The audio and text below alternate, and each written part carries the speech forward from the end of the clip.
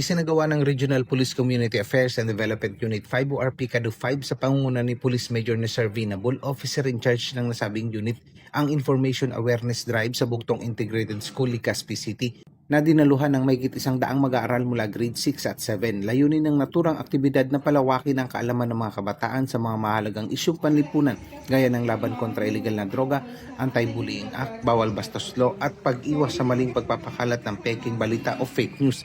Binigyan diin ang kahalagahan ng pagiging maingat at responsable sa paggamit ng social media, lalo na sa pagbabahagi ng impormasyon online.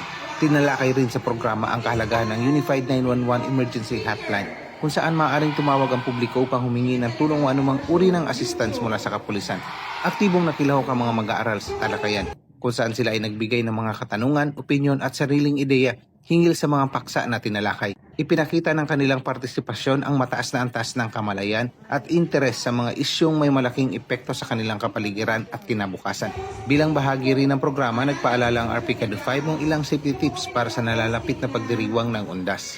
Ang nasabing aktibidad ay bahagi ng patuloy na programa ng Philippine National Police sa pagpapaigting ng Police Community Partnership na naglalayong mapanatili ang ligtas, maayos at mapayapang komunidad, lalo na sa nalalapit na pagunita ng UNDAS 2025. Dito sa Legazpi City, Albay, ako ang inyong PNN Correspondent Police Staff Sergeant Quintana, alagad ng batas, tagataguyod ng Balitang Pulis.